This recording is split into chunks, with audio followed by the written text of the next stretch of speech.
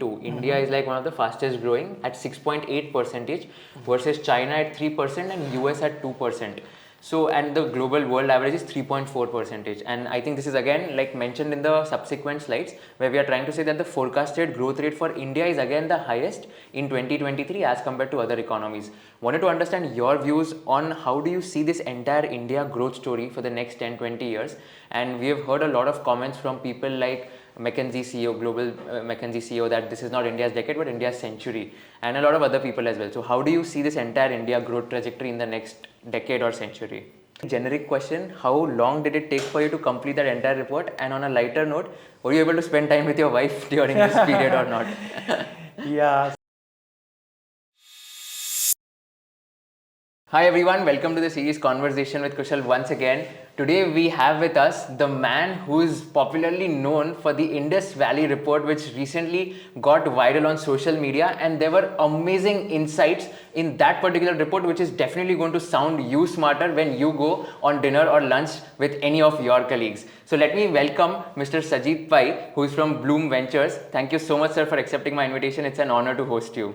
Hey, thanks, Kushal. Pleasure's mine. Thank you for this. Yeah. Thank you so much. So Sajid, let's talk about your early career first. Now, before joining Blume Ventures, how was your entire career in the media industry? And we have heard that you're a media turned entrepreneur VC. So how was that entire landscape and journey for you? Yeah.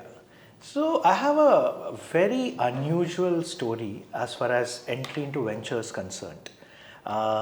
Typically, when you look at profiles of VCs, even folks who join VC when they are in their early 30s, you won't get a profile like mine, right? That's because my entry into VC was an accident, and I kind of call myself sometimes the accidental VC. I graduated in economics in Goa and then went to IIM Ahmedabad for my MBA in '98. And while I tried for jobs in Unilever and PepsiCo, I landed a job in the Times Group. And just as well, because it was a great stint, I worked across multiple divisions of the group. Times Music, one of the first employees there. Then Times Now, which is even before Arnab joined, I was employee number 2 and Arnab was employee number 5. A lot of stories there. Yeah, exciting one. Then I worked in the Economic Times, in the brand team, and in strategy team. I worked very closely with one of the owners, Sameer Jain. That was an incredible stint because he's an absolute genius. And then I got into education, and that took me to Delhi, okay, so set up Bennett University. Along the way, I think I had also worked with Karthik Reddy briefly when Karthik and Ashish, both of them partners at Blume, were in Times in a division called Brand Capital, which was like an ad for equity arm of the group, so sort of a quasi private equity vehicle. And during that stint, I got to know them well and stayed in touch. One day in 2017, Karthik reached out to me and said, "Hey Sajith, have you ever considered, the world of venture?" And I, at the time, what happens by the time you reach your late 30s, early 40s, in an organization, you sort of tend to get maxed. If you don't already become a CEO or a clear CXO, powerful CXO, then it sort of becomes difficult to progress further. That's the way organizations are, right? There's like a narrowing of the, like if you look at it as a bottle or a pyramid, there's a narrowing of the pyramid towards the top. And I was actually going through that. And when Karthik reached out, I said, this is interesting. Well, of course, I knew a lot about venture. And I used to keep occasionally writing about startup related topics. So not startups, etc., but I used to kind of approach it from different angles. So perhaps that helped me remain top of mind on Karthik's radar. I don't know, but he reached out one day, then began a long process of meetings and interviews. So they were not interviews as such, but I met all the partners, the 3 partners then. I met Arpit, a colleague, I met other folks as well. And around early to mid 2018, we decided to make the decision final. And so at the age of 43, without any startup experience, without any entrepreneurial experience, I got into venture. So it was a very, very unlikely entry into venture. And I don't think my path is what I would recommend to your viewers. But that said, there are interesting types of folks who get into venture. And certainly, I would say people like me would be the smallest constituency. But certainly, I would say me coming in with my background, one with my near 20 years of experience, understanding two industries inside out, understanding corporate world, then some experience as a writer has helped me navigate VC well. So a long answer to your short question, but I hope it gives you and your audience a flavor of my journey and what it's been for me to kind of navigate this. Right. So you were, when you joined Blume Ventures, so you got in as a director at Blume Ventures or? That's right.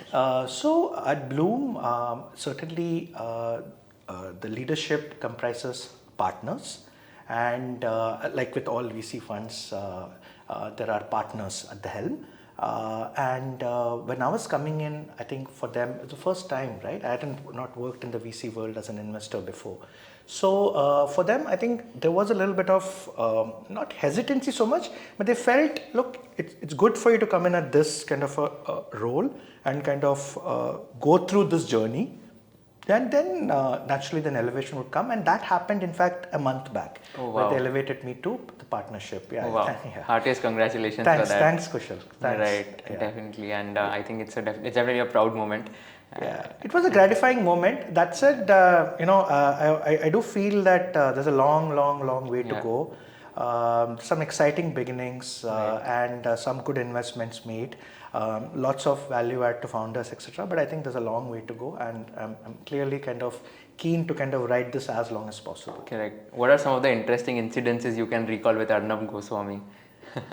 Yeah, so Arnab Goswami, one thing is that when he joined us, he was not the angry young or middle-aged man that he is now. It was a very different Arnab, and I think we took a long time going into launch. He joined. He was an anchor with NDTV. He used to host a show with Rajiv Sardesai. It was a very popular show, News Hour, I think. And then he joined us. It took about a year and a half. He was shifting from Delhi or Gurgaon to Bombay. And we stayed very close by, in fact, in the same building. And that time he was a very, I would say, very different. And in real life, he's very different. He's very soft-spoken. Like if you meet him, he his online or the TV avatar is very different.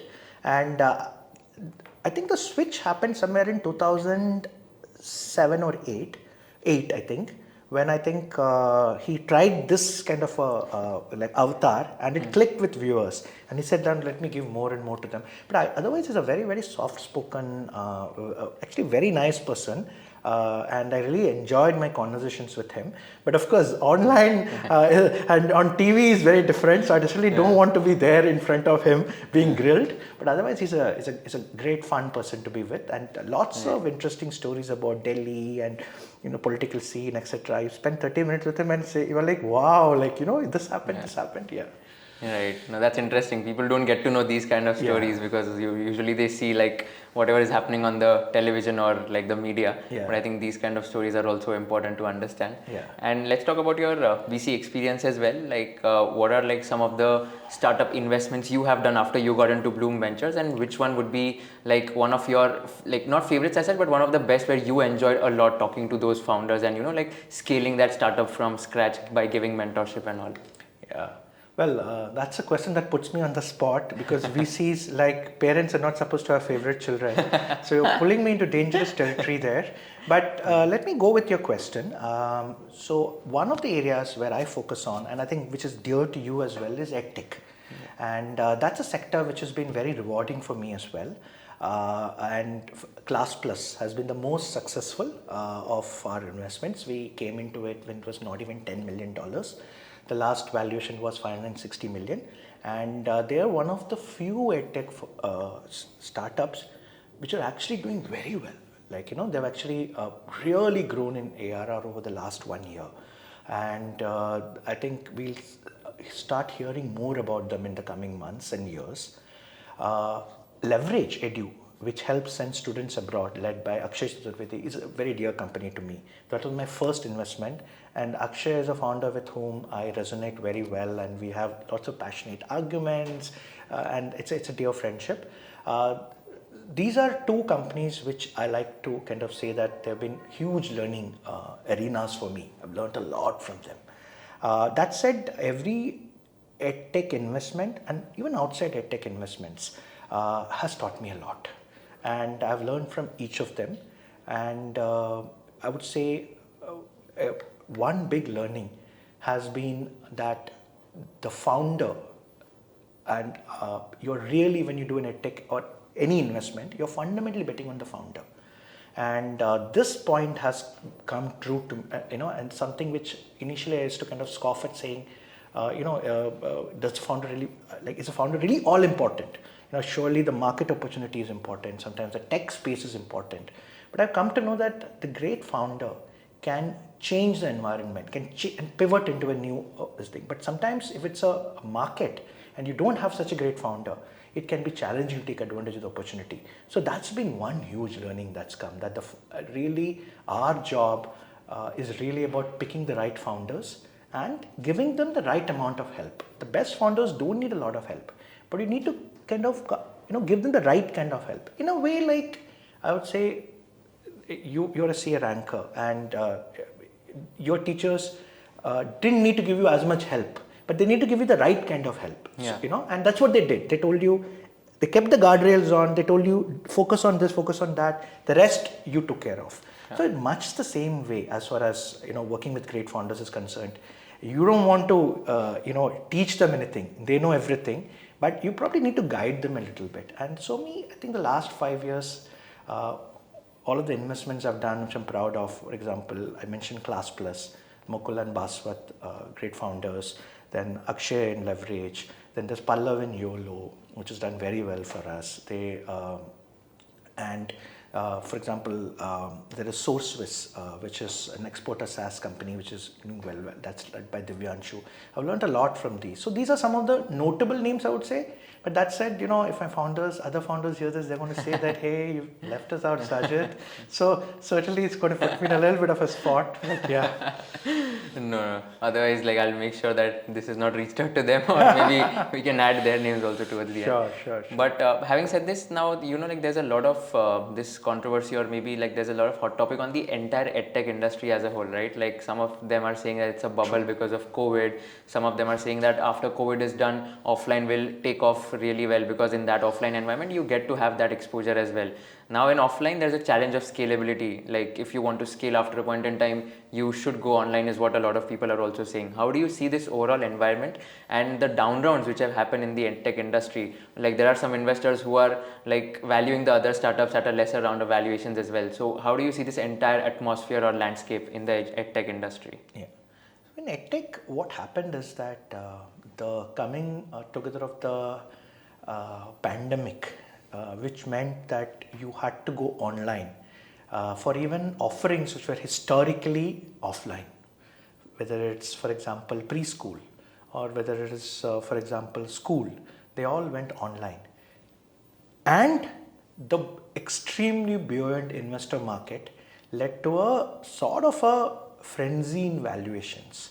And what happened is that there was a kind of a growth built on what I call a false PMF. So when we say PMF, it's product market fit.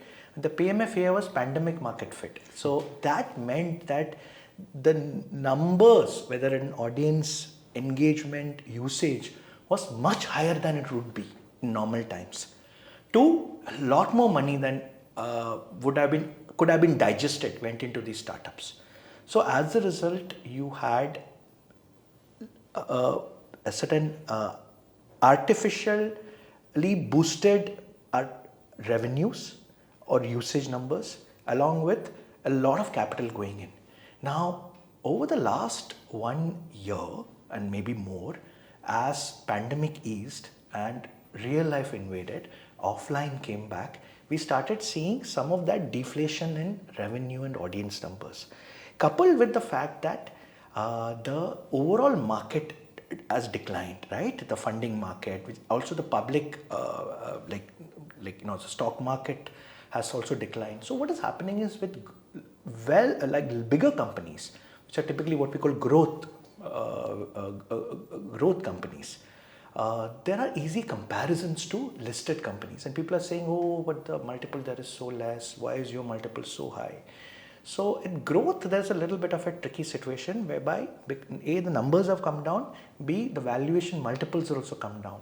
So that could lead to either potential down rounds, or it could lead to flat rounds, or it could lead to, it could lead to certain companies going out of business. That is the reality. All startups typically have a power law where a few companies really account for much of the growth and much of the revenue, and that is the reality.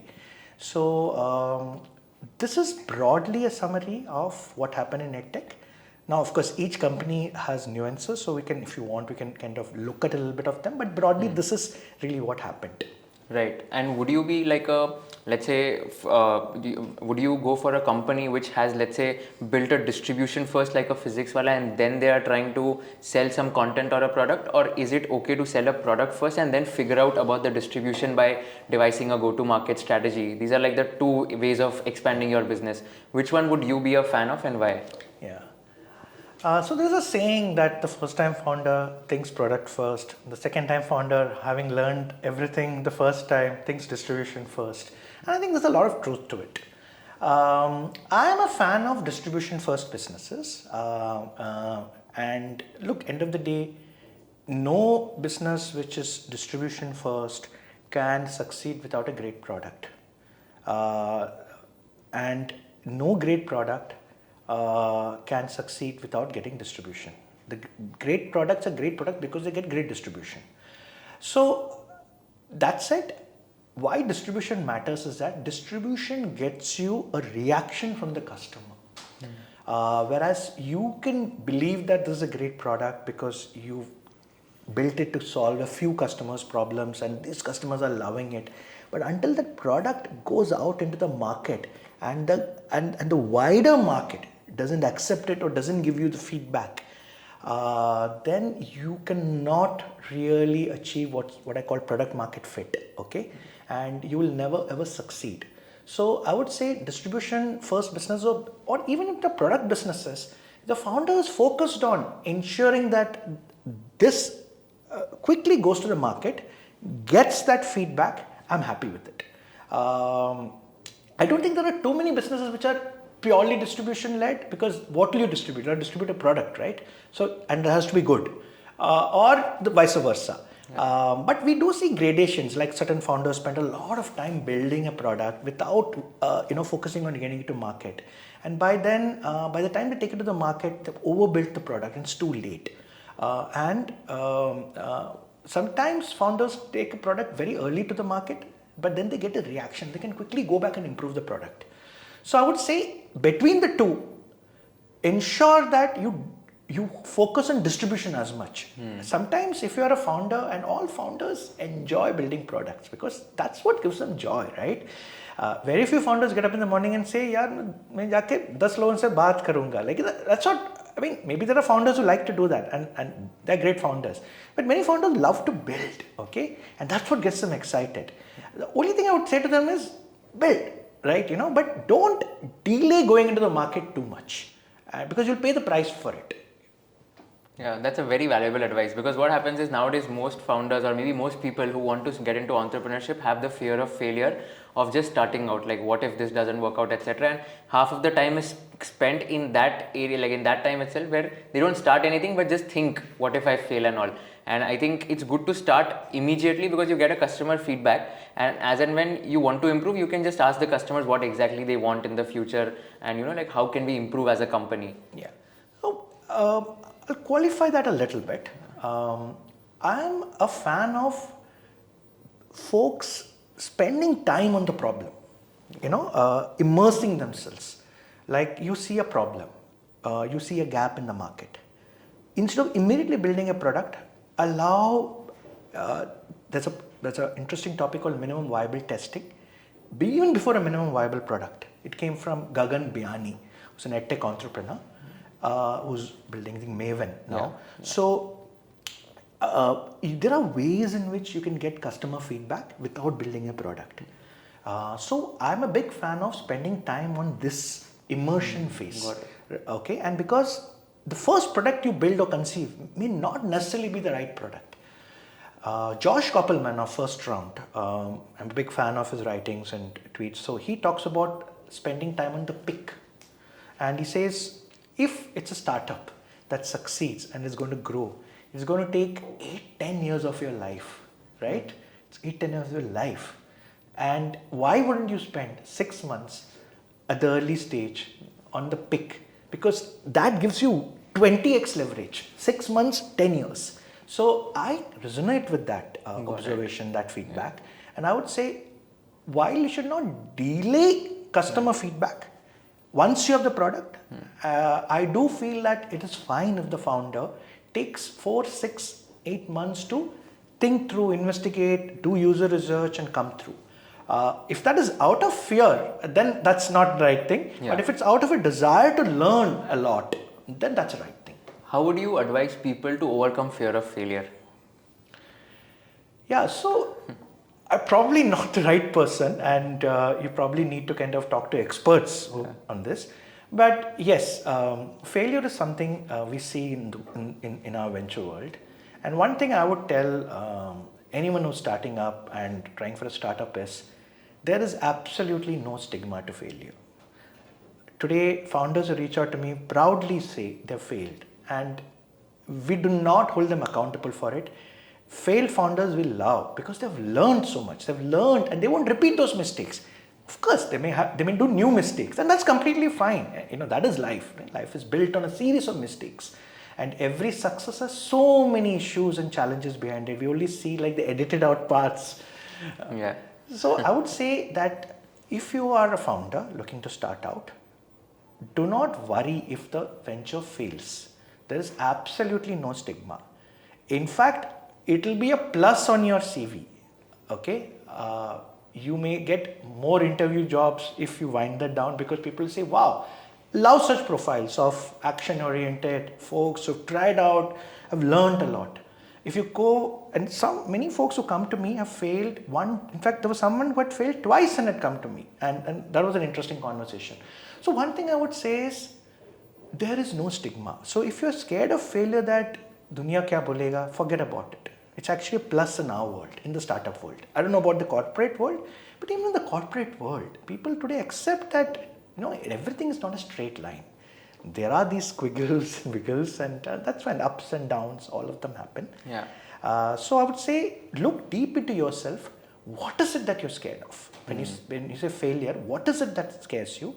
If it is like public reaction, please take that out of your mind. But if it is something else, then you need to kind of go deeper. Typically, there's the famous Toyota 5 Whys approach, WHY, why whys. Then ask yourself, why am I afraid of this? Okay, let me come to that. Why am I to do it? Why is this? And when you ask yourself 5 times, you come across the core kernel typically. Maybe 3 whys you'll come across, or 4 whys, but it's called the 5 whys approach. I would encourage that. Sit with a friend, someone who appreciates, trusts you, whatever, and you trust him or her, and then ask yourself these questions. Yeah, I think that's a great piece of advice. I think that is like one of the biggest problems with founders, to be honest. Me also, like before starting up, I think I left my job on 30th June 2022, and for the next 6 months I did not start anything. I was just thinking, okay, what to do, because I had a good safety net of income from content creation because of the increase in social media presence. So I had that safety net, or I could leverage that. So I spent the next 6 months on just identifying, okay, what can I do, or maybe where to go, etc. And then in the month of Feb, actually not even Jan, in the month of Feb, I started this education company. So I think I could resonate with you when you said that you need to take some time off in order to, let's say, start and dig down deeper into the problem.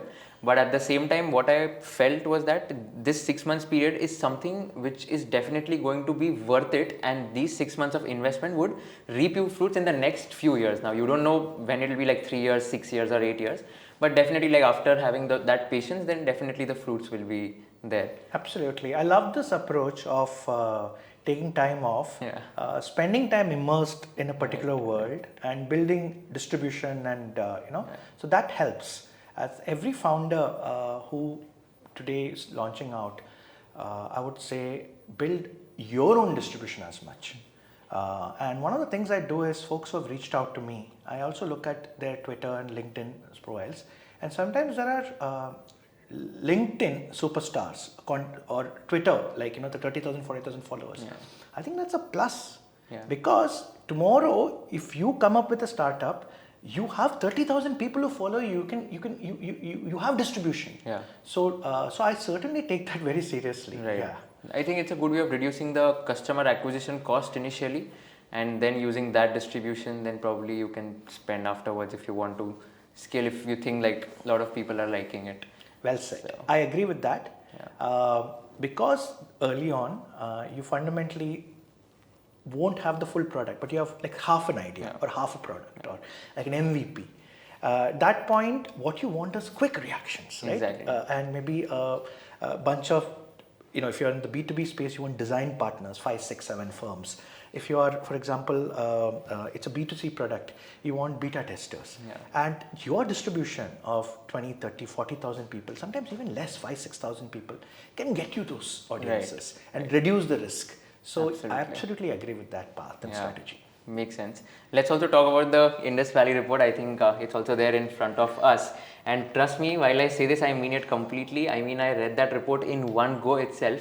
And it was so insightful. I was like, I had never knew about these insights which are there in the report. I am sure it would have taken a lot of time for you also in order to write that. Firstly, like a very generic question, how long did it take for you to complete that entire report? And on a lighter note, were you able to spend time with your wife during this period or not?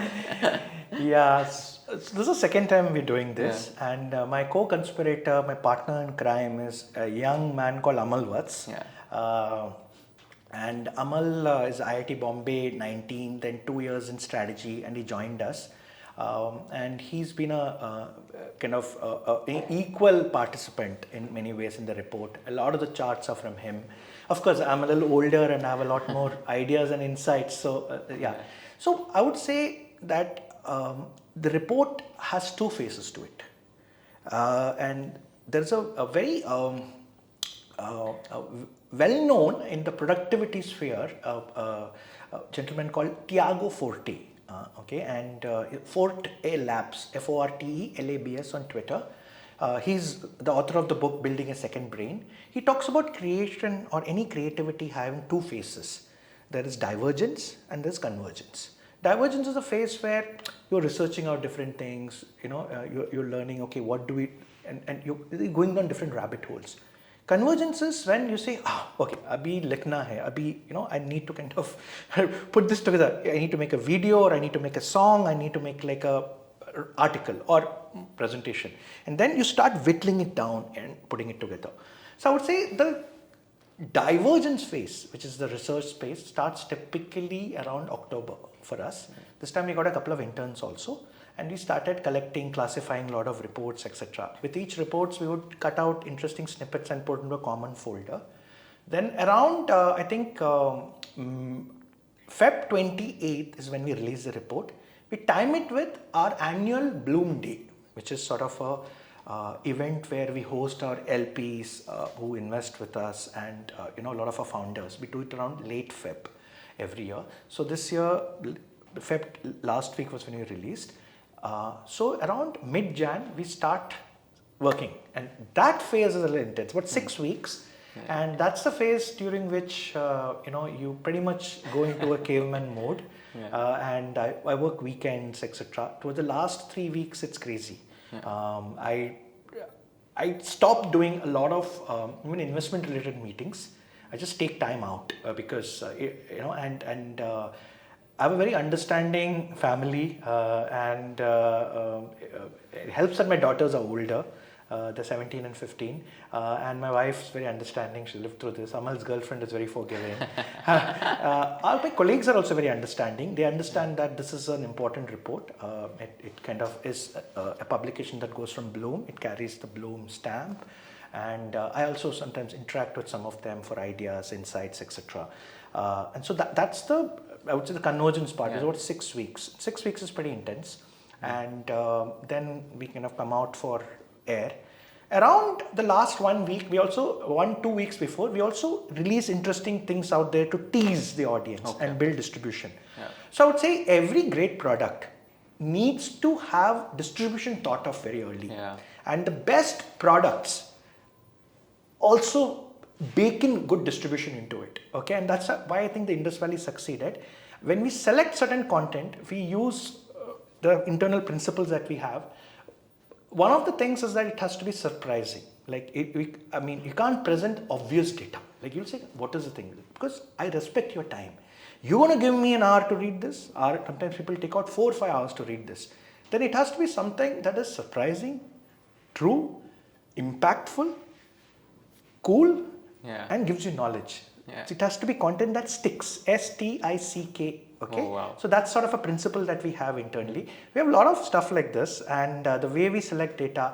But fundamentally, Kushal, Indus Valley succeeds not because I get the best data. All of this data is available out there. You can get all of this data. You can get better data than this. Indus Valley succeeds because of our curation. Because we bring it into a narrative. We remove unnecessary content. We subtract unnecessary content. And then we put together this content into a cohesive narrative storyline. And we genuinely believe in the intelligence of our readers. And we don't for a moment, every slide is thought through. 4,000 charts, which we selected out of even more, got whittled down into 125 slides. And what 1.2 charts per slide makes it about 150 charts. So that's sort of the story of Indus Valley. Very interesting. Do you think your media experience helped you in order to curate that kind of data, and that is also one of the reasons, of success of the Indus Valley Report? Well, I would say that my media experience has largely been on the business side. I have not been on the editorial side. That said, in the Times, I interacted with professionals who were at the top of their craft. Like, for example, Jaideep Bose, or Jojo as he's called. He's the editor of the Times of India. Very few people know about him. He's not like Arnab, everybody knows, but Jojo no one knows. But Jojo is one of the most important, powerful people in the Times.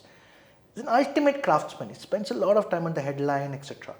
So what I learned working in the Times was that the reader has to be taken seriously. You need to give respect for their time. At the same time, I've also learned a lot from a particular course at IIM Ahmedabad called VAC, Written Analysis and Communication. If you go back and ask a lot of the IIM folks, courses that inspired them, it's really one of the courses which comes up. It's called VAC, Written Analysis and Communication, and it teaches you a lot about structured writing. You won't ever write a poetic phrase, but it'll be writing that persuades and gives clear information. Okay, and that course taught me a lot.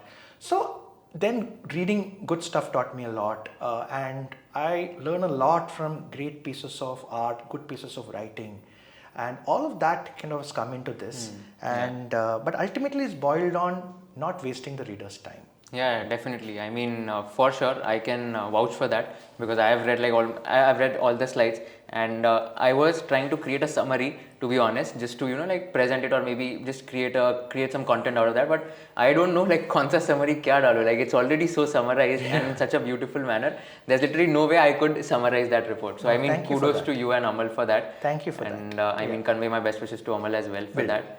And on slide 7 now, there are certain slides also which I have in front of me, which I'm also going to share with the audience as well. So this is one slide on the growth rate of the India's GDP, right? So here we are saying that if you see CY current year 2022, India is one of the fastest growing at 6.8% versus China at 3% and US at 2%.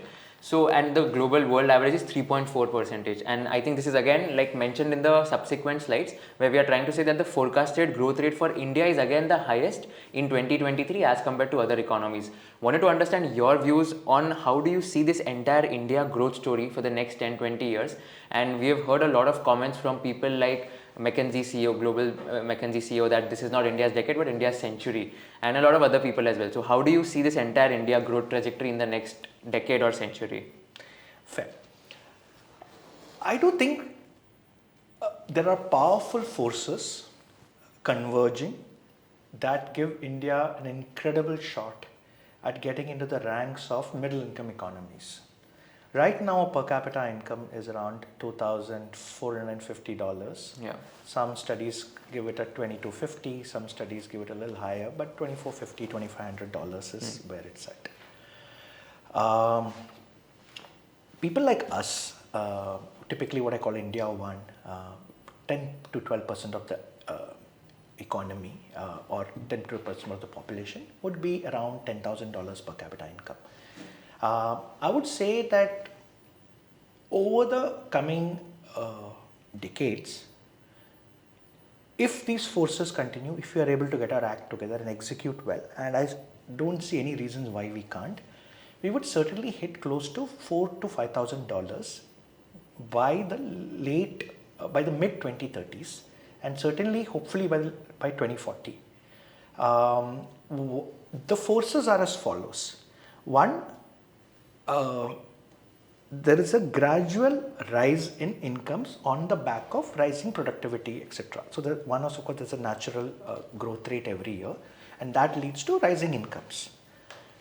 Two, the policies followed by the government, specifically I would say the focus on manufacturing, helped by the fact that the world is deglobalizing, and hence then the China factor, which is leading to a lot of production coming into India, mean that there's more and more investment that is going to come. As more and more investment comes up, and specifically there's a term that we've used called gross capital formation, gross fixed capital formation, and that means the productive assets that come in every year into the economy. Now that has a multiplicative factor. That is a very powerful multiplicative factor on the GDP of the country. What do you mean by productive assets here? So for example, any construction that you do, so as opposed to any consumption, okay? So the iPhone is a consumption device. Yeah. It's also a productivity device, but it's a consumption device. But the factory, now if you set up a factory to manufacture the iPhone or any electronic item, that adds to the gross fixed capital formation of the country, because that's a productive asset. So bridges, for example, would come under that. Rice grown won't come into that. So, but if you're setting up a fertilizer factory, that comes into that. India historically has lagged behind, as the data shows in the Indus Valley, on gross fixed capital formation. Hopefully, it will keep going up. There are some signs of it going up, but we need to kind of ensure that more and more goes there. Growing investment into the economy, into fixed capital formation, improved infrastructure, the public digital infra, which is very unique to India. What we've seen with Aadhaar, then what we're seeing with UPI, what we're likely to see with ONDC and OCEN. All of these have the power to kind of reduce more and more friction. And India is developing strong state capacity. The vaccination that we did, 2 billion doses, was a great sign of that. So all of these coming together, the gradual rise in incomes as growth takes off, growing investment, reduced friction due to better infrastructure, both physical as well as public.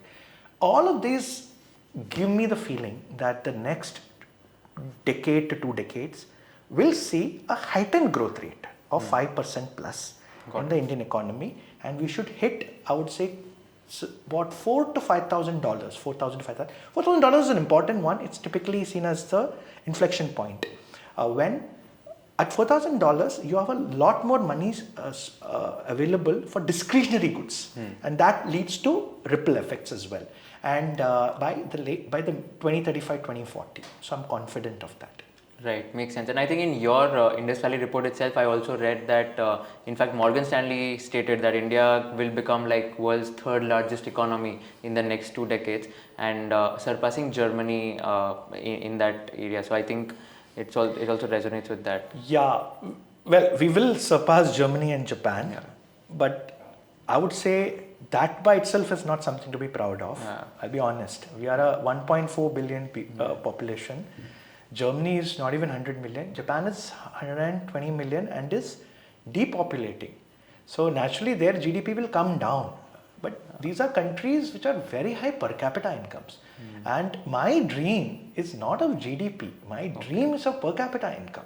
That, like, if you take away, for example, people like us, which I call India 1, and within that there's even a smaller segment which I call India 1A, which is India 1A would be like a Taiwan, 25 million people, 8-10 million households, I would say about $35,000 per capita income.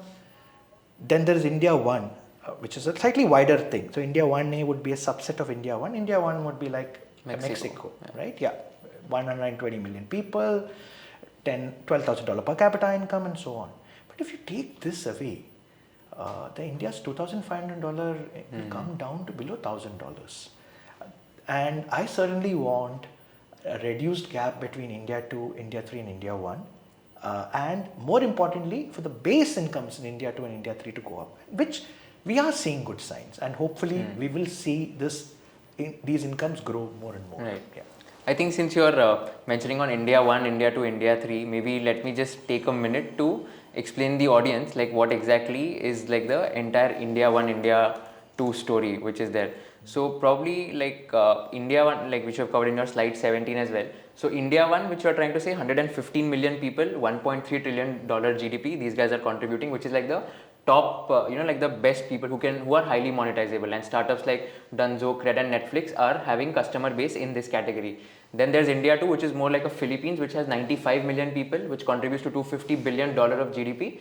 And this is where people like Amazon, Flipkart are trying to cater to the audience. And last is India 3, which is not monetizable, like not heavily not at all monetizable, and it's more like a Africa minus North Africa region and South Africa, where there are 115 crores, 1,150 million people contributing to $1.5 trillion GDP. And startups like Kaleidofin, you've mentioned, are catering to India 3 kind of an audience. So that's just for the benefit of people to understand India 1, 2 and 3. And to ask you a question related to this itself, how would you advise the future startups, people who are planning to build their entities, what kind of segment should they target? I mean, of course, it's a very broad question. It's a very personal specific choice as well. But as a VC, what would you prefer? A startup catering to, let's say, India 1 kind of an audience with a high paying capacity and a low volume kind of a game, or a India 3 with a very high volume and a low ticket size kind of a game? What would you advise? Yeah. So finally, it comes down to the founder's vision, what they're inspired by, etc. And one thing I would say is that our job is not to second guess founders. But when you want to do an India 2 product, do you understand that the paying capacity is much less? Do you have a unique insight into what these customers love and how to get them to pay? India 1 is something we all understand, okay? And I don't for a moment doubt that because that is a natural paying audience, you're not likely to go wrong in monetizing there. You know, if your product is good, if your broad go-to-market motion is good, people will pay up. Yeah. In India too, your product can be good. Your go-to-market motion can also be good, but you may find that the customer has no money. Okay, so it becomes very important then to identify the key reasons for what that people will pay. There are certain products that people will pay, education-related products, health they'll pay for. Then there are also mechanisms, and this came to me in a wonderful anecdote by Harsh of Dream 11. I would say if you're starting out, whether it's India 1 or India 2, it fundamentally comes down from the problem you want to solve and the space you want to work in. Launching a product for India 2 is not necessarily wrong, and launching a product in India 1 is not necessarily right. Yes, a good product, a good motion, a GTM motion will mean that in India 1 your product will get monetized because there is adequate paying capacity. That said, in India 2 you can have a good product, good enough product, you can have a good enough motion, and you will aggregate customers, but the paying capacity may be much smaller. But there are ways. there's an interesting anecdote that Harsh Jain of Dream11 shared with me.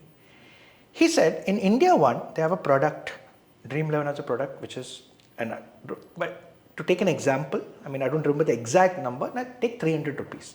It's a product that's sold at 300 for the month. But he says in India too, they don't sell the 300 product. They instead sell a 10 rupee product into 30 days. Oh. Because that customer segment may not have a lot of money or a lot of discretionary income at one go. Yeah. And they are comfortable with these micro payments. So these are ways in which good founders generate unique insights and leverage those unique insights to create this whole package of product and distribution and business model to extract incomes. So we begin to see KwK FM, Pratilipi, Stage in our portfolio, all leverage subscriptions through smaller ticket subscriptions to extract revenue, because they've understood that the ad model will not work. Similarly, ShareChat. ShareChat is not using advertising. They tried advertising, but they're not using advertising as a revenue model anymore. They're instead using micropayments in audio chat rooms. And that's really growing well for them. So I would say fundamentally coming back, it finally depends on you, the space you want to play in. But keep in mind that India too, you need to work a little bit more harder to generate that unique insight for which customers will pay for your product. That is the only difference, I would say. Baki, we don't say no to someone with India too, but we do look at founder market fit. Why does this founder have unique insights for this market? Correct. No, I think makes sense. Even like a product like a Josh, which has like a tier 2, tier 3 kind of an audience, mostly people speaking vernacular languages, they want to target that. And I think they're also like in terms of ARR, $175 million, and also even that is a platform which is, I think, focusing more on the India 2 or India 3 kind of a story. And companies like, let's say, Cred, which are again focusing on India 1 or 1A as you may call, they're also doing extremely well because they are monetizing to the top premium paying customers. So I agree, like it again depends on what your purpose is and what need gap do you see in the market in which sector of India, and that's how you should go about building anything. Very well said. I think that's a point.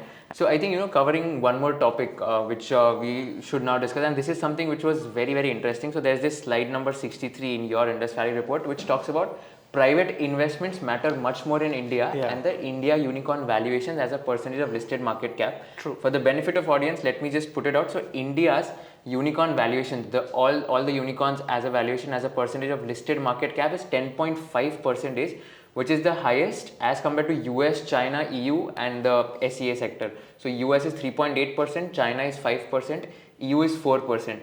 So I wanted to ask you now, this unicorn valuation is one thing, and this shows that the private markets matter much more as compared to the public ones. However, there are also startups which have listed and then the valuations have gone down. You talk about Zomato, you talk about Paytm, you talk about Nykaa, almost every startup after listing, they have gone down in their valuations. And you have also mentioned in your talk at the Blume Day itself, where you stated that HDFC got listed within 6 months, HDFC Bank in 1994, and that particular value creation was given to the retail investors. On the other hand, this same thing did not happen in the case of other startups. Most of the valuation benefit was given to the private investors, is what you stated. So I wanted to understand your things. Do you think these private valuations are like not absurd as such, but at least they are highly overvalued and there's a bubble burst which is going to happen, or what's your overall thought process here? Yeah, lots of strands here, and certainly not a simple thing. Multiple strands coming in. Let's unpack some of them. One is that India is, this won't make me popular amongst my brethren, but I think India is an over-ventured market. In the sense that for the population, for the economically advanced population, for the market that is there, for the TAM that we offer, we get a lot more capital into the country than our peers get. 2, a lot of the capital is actually what is called growth capital. It's not seed. The market where Blume operates is not even 10% of the venture market. A bulk of this is growth. And what you saw last year was like the entire venture market, the amount of money deployed by venture capital funds came down from $38 billion to 38, now the numbers can vary here and there, $38 billion to about $24 billion, 21 to 22. But a lot of this decline was led by growth, which is really the folks putting in these mega rounds, 100 million, 200 million, etc., right? And that moved from 32 of 38 to 16 of 24. So that unwinding has what has led the sudden decline in venture funding. Now, because growth is such a big part of that, and because they have to deploy these 100, 200 million rounds, they've been deploying it in venture capital, and because around, end of the day, there are only so many good companies in India, they get a disproportionate share of the capital. What has happened is, over the last decade, and this is not necessarily unique to India, same in the US, etc. In the 90s, Amazon listed in 3 years, Google listed in 5 years, Microsoft in some 2 years or 3 years. So 99% of their valuation has been captured by the public market. In India, it's actually been the other way around. More than 100% of the valuation of the new unicorns has been captured by private folks, because a lot of the capital is growth capital and they have to deploy in large companies and they do late stage capital. What has happened is, and in a way the term I can sometimes use is that private investors, especially international private investors, ने पूरा निचोड़ लिया है, वो निचोड़ के वो गन्ना they've kind of given it sometimes, So it's a little crude way of putting it. It's not necessarily unique to me. Shankar Sharma says the same thing.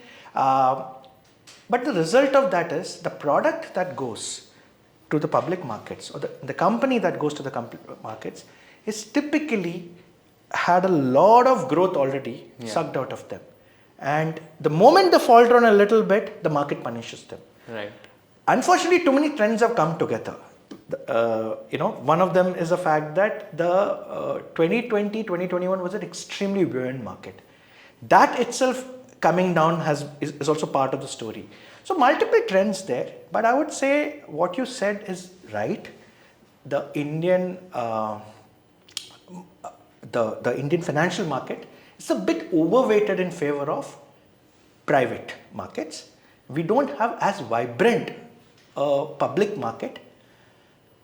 It will take time, but one of the things that could help is for good Indian companies, good Indian startups to list a little early instead of taking more and more private capital and having all the growth stories sucked out of them. So we need to look back to the HDFCs of the world and see that after 6 months they listed and they've given so much return to the Indian population. So Right. Yeah, that's a very well way of saying that. And I think the earlier you list, it's also beneficial for the retail investors, right? I mean, they'll be able to maximize their gains using IPOs and all. See, absolutely. I think we need to have great growth stories for the Indian retail investors to write. Right. 2, by listing a little early, Indian founders will also know that they have to build sane businesses early and focus on unit economics, profitable growth as much as possible. And one of the things I see is you don't have to be profitable to list. Zomato has shown up that. You do not have to be like a very large company to list. Traction has shown us that. And all you have to do is you have to have a consistent story for the market. The market punishes inconsistency. The market says if you are willing to kind of promise 10% or 15% growth, sure, there is a segment of us who will come for that growth. If you're going to promise 30-40% growth, sure, there's a certain segment who will come for the 30% growth. Do not promise 10% and deliver 30% and then fail to do it the next year. Or do not promise 30% and do 10% growth. Exactly. The market can't stand inconsistency. So there's a lot that Indian startups will need to kind of unlearn and learn. And which is why at Blume, we are very big passionate advocates of listing early. Karthik Reddy has written about this extensively, wrote a trilogy of articles about developing listing muscle. We've kind of referred to that. we're also trying to encourage a lot of our portfolio to list, and you'll see some of those stories coming up in the next few years. Definitely looking forward to them. Absolutely. And I think this was like full of insights, and I am sure like a lot of people are going to love the answers which you have given. Just a couple of generic questions before we end the podcast. Sure. I wanted to understand from a job market perspective. Most of my viewers are also someone who would want to get a job in the VC world. What would you advise them, or like how can they also like try to upskill themselves right now so that even they can get a job in the venture capital industry? So like what would you advise them, and what do you look for before hiring anyone? Got it. So if it is, I would say the answers depend on the rough stage. So if they are in their early 20s, typically the VC world has roles such as an analyst, and typically at Blume the analyst would have 2 years of post education experience. We are not worried whether the person is from IIT or something, that doesn't matter. We have had people from very diverse experiences. We encourage 1 to 2 years work ex, because especially in a consulting company, because then you know information hygiene, you know how to generate artifacts, turn around documentation fast, etc., build models. Not that there's too much modeling here. Good communication skills are of course mostly valued. After that, there's an associate role for which some experience more is required. Good if it's in the financial services world. So sort of like what you had, etc. Now, beyond that, you need a little bit of functional experience. You need to have some operational experience, product management, tech or whatever, right? Growth, sales, etc. And if you're coming in at a senior level, barring people like me, who got lucky, but I would say you need some investing experience, some angel investments on the side or so stuff like that, or very good functional experience. Sometimes a combination of all of this. Right. I would say if you're looking at, and given your audience is a lot of CAs, if you're looking at coming into venture, do keep in mind that in venture, a lot of growth metrics and all are not available. Many companies are just starting out. So we don't use DCF. I have an article called Exhaust Fuel, which talks about how VCs value. That's it. I would say focus a lot more on understanding the startup world. I encourage folks to either track some of these companies, because in the interviews you will get asked about your favorite startup, why you like them, etc. B, sometimes creating good content about it. C, sometimes interning at these places. All of this will help give us signals that you do care about the startup world. Yeah. But it's a very unique world, venture, and it's unlike, I would say, private equity or even growth. We do not have too many balance sheets to pour over. We do not have too many P&Ls or DCF calculations to do. Sometimes there's no data. Sometimes you're investing in someone who's this founder who's not even started the company. How do you do that? I mean, we also have our art and craft, and we will teach. But what kind of shows a good signal would be that you care about the industry, which you can signal through content that you do, either articles that you write on LinkedIn or wherever, or YouTube videos, etc. And I would say this could be your exposure, work that you've done, interning at these places, etc. They would give us good signals. Right. Yeah, I think it makes sense. Like having those kind of extracurricular activities add a lot of value, to be honest. I think even I have realized that when I was giving my interviews and all, that really helped me also in order to stand apart from like other candidates as well. Plus the industry is very small, and whatever you may say, there are not more than 200 analysts being hired. Correct. At Blume, we hire max of 2 analysts a year. This year we'll hire only 1. So, and like us, if you look at top tier firms, there are 25-30 analyst positions that open up. It's not easy to break in. And that's it. There are lots of younger firms. There are angel networks. There are, for example, micro VCs emerging. All of whom are looking for talent. So numbers have gone up, but top tier firms numbers haven't shifted up. So this is a small industry. So even if you don't make it, don't worry. Go join a great startup. Go join a growth startup. Write to the VC saying, hey, I would love to join your firm, but if I can't, give me 2 great companies you should work in. And sometimes that helps too. Like then he says, wow, you're dedicated. So let's try and help him or her. Yeah. So that also helps. Makes sense. So let's, since we are towards the end of the podcast, this is a tricky question which I ask my every guest, and I love the answers which I've got in the past. If you were in the shoes of Kushal Lodha and if you were interviewing Mr. Sajith Pai, what is that one question which you would like to ask him towards the end of the interview? Oh, this is interesting. I've never thought about it that way. Yeah. I would say that you could certainly ask me about, I would say, perhaps you could ask me about the books I like to read, or my information consumption, or my preferred way of learning. Right. Yeah. So maybe you can answer all of them as well. Sure.